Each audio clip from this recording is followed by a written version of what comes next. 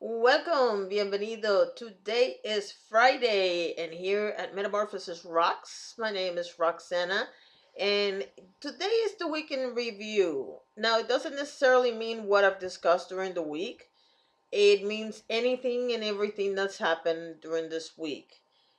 I am trying very hard to find positive stuff to say because, in all honesty, it has not been a very positive week.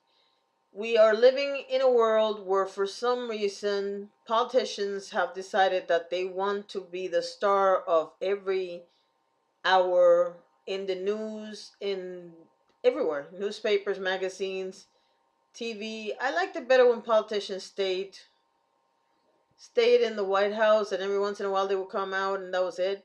I don't like this much. I really don't like this much interaction with this whole situation. And especially when things that they're coming up with really don't impress me at all. No matter, it doesn't really matter what political party you're from. I'm not impressed with anybody right now. So I'm trying to keep it positive, and when you have so many things to gripe about, there's always there's got to be a silver lining in everything that happens. I'm going to give you an example of something that started out really negative and became a positive. Yesterday I was online, and the thing about me being online for the last 3 weeks is ever since Maria hit Puerto Rico, I have been on Facebook pretty much the entire day. When I'm not filming, I'm usually looking for information so that we can repost and so that everybody can see everybody else's post and hopefully find each other and whatnot. There's a lot of people that don't have any information, but they have access to their cell phone and they can look on their Facebook feed and find out information.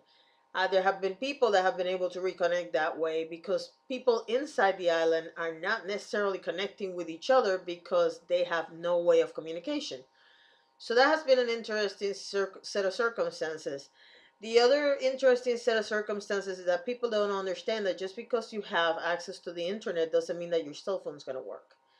The system that operates your actual phone line on your cell phone is different from the access to the internet. So you might have access to the internet and have no cell phone, or vice versa. It depends on the carrier and whatnot. But the reason why I was starting this story is because yesterday there were several stories coming out because of something that someone said. I'm not going to get into the specifics, but people were a little demoralized, I guess the word I should use, and they were venting their frustration online. And I got into two conversations with two people that are actually inside the island right now. And maybe it's because it's been 22 days and they have no electricity and they're frustrated and they're just tired or whatever it is. They had, even when you were agreeing with them, they were bashing people. And so I ended up in two conversations like that in two different posts. So this lady started talking to me like I was a fifth grader, and she just went off on me ridiculously. And at some point last night, I started thinking about my favorite song in Hamilton. Well, actually, my favorite words in Hamilton, which is talk less, smile more. And I said, you know what? I was going to hashtag that and just leave it at that. But then I said, you know what? I'm going to go to sleep because I'm not in the best of mood. She's obviously not in the best of mood, so let's leave it at that. The other conversation was pretty much going in the same direction. I said, you know what? I'm leaving it alone. Wake up this morning to find that the person who had posted like three or four things, horrible things to me, not knowing who I am, not knowing my circumstances, she decided to accuse me of everything in the book. Like I have control over Maria or what they're going through right now. And she changed that to one post where she was, she had calmed down, obviously. It had been a couple of hours since the last post she had made.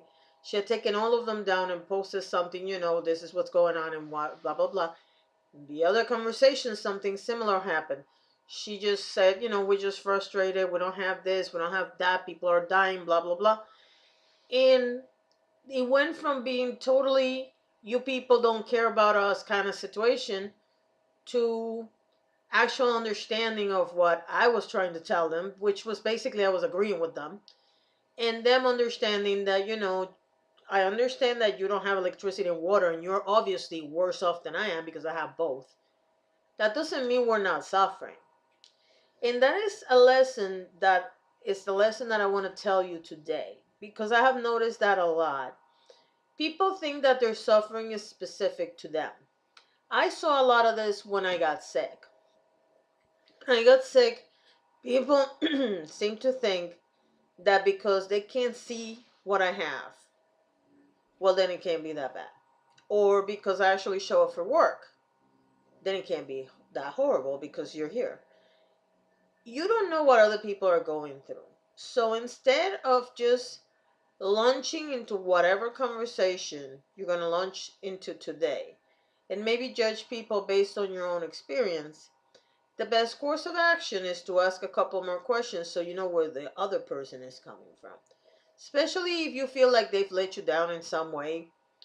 Give you an example: when you get to work and somebody shows up late and you automatically think they're always late or whatever, and it turns out that there's a legitimate reason. I was watching, I think it was Ellen, and she was talking to this teacher that had discovered that a little girl, I think it was third grade or fifth grade, it was a young kid. She kept falling asleep in the classroom.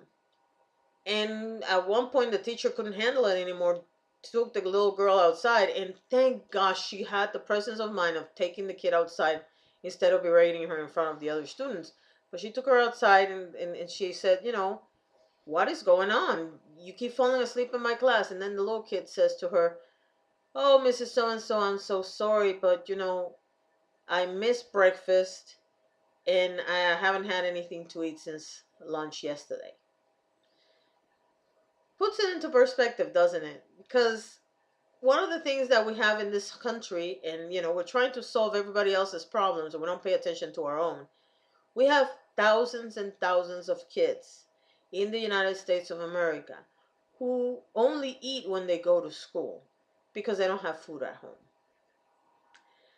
We have tons of children that, as of September 30th, lost the only insurance program they had because their parents don't have enough for private insurance, but they have too much money to qualify for Medicare. Now, 20, no, I don't want to, it was not 20. Well, yeah, actually, it was about 25 years ago. I was living in Maryland, and I remember that feeling. I was making, I believe, at the time, I was making $1,200 a month. And by the way, $1,200 a month was a lot back in those days. I was making $1,200 a month. My rent was $700 a month, which means I only had $500 a month to cover my daughter, who at the time was a baby, myself, gas for the car, any other bills that I had, electricity and whatnot. And the food stamps program in Maryland would not give me food stamps because I made too much money. And by the way, the cutoff was $20 less than what I was making. So if I would have been making $1,180, I would have qualified for food stamps. Um, One of the things they were telling me is that the rental did not count because it was not my own home. We live in a country where most people rent, especially when they're in the beginning of their life together, because they don't have another choice. We have a country where a lot of people have lost everything they have and they rent because they cannot qualify for a home anymore. And you don't count rental because what? I mean, I still have to pay to live somewhere. Now, the laws have changed since then. I don't know what the laws in the state of Maryland are right now, and I really don't care.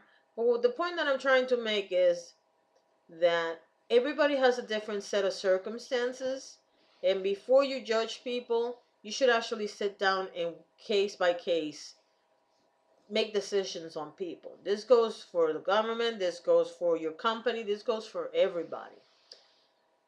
You don't know what other people have gone through. You don't know how much they can sympathize with you, or if they are sympathizing with you, because we're so busy fighting each other that we don't take the time to actually listen to each other. And so when you see a person walking down the street or working in your office and you think they're happy, you really don't know what they're going through. Maybe they just don't want to bother you with their stuff. That's just a reality of life. A lot of people know that my mom has Alzheimer's because I tell everybody, because it's important to me. Mainly because we have an epidemic of Alzheimer's and nobody seems to be paying attention to it. But that's not everything about me. There are other things about me. I have other interests. I have other things in my life going on. And I choose not to be down about it. In fact, every time we have a conversation and my daughter's with me and we're talking about her grandma, people tend to say, "Oh my God, you have such a great sense of humor about this whole thing." What am I supposed to do? Am I supposed to sit and cry about it? Because that's not going to solve anything. She still is going to have Alzheimer's, whether I start crying or not. The same holds true for pretty much everything in life. If you're going through a difficult situation, and by the way, this has nothing to do with actual clinical depression or anything like that. That's another topic for another day. But I'm talking on the day to day when you go outside and you talk to people and whatnot. You might be talking to people that are considering suicide and you have no idea. In fact, that has happened a lot, that somebody will kill themselves and none of their friends knew because they were always in such a good mood. Somebody might be fighting a horrible disease. You don't know because they look normal to you. I have friends that have rheumatoid arthritis and have colitis and have Crohn's. And if you see them, okay, that just scared the crap out of me. Even if you see them, you wouldn't know that they're sick because they don't look sick, but they are. Just don't judge people just by the simple act that they're showing up in front of you with a smile on their face. It's the only advice I can give you today, and I realized that I said I was going to start, that I was going to keep it light, but the reality is that we tend not to pay attention to other people. We tend to think that we're the only ones that are in trouble, when in reality, everybody has something.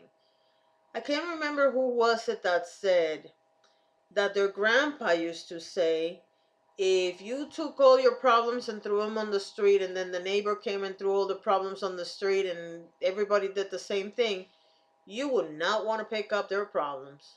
And they probably wouldn't want to pick up yours. Because we all have them. Some people have the luxury of having better problems than others. That doesn't mean they don't have problems. I know people that are millionaires and have parents with Alzheimer's and they're dealing with that themselves. I know people that are dead broke and have parents with Alzheimer's and they have to deal with that themselves. So just don't close yourself to the idea that your perception of a person is the only reality they're in. You might be surprised at what you find. Have a wonderful weekend. Thank you for watching.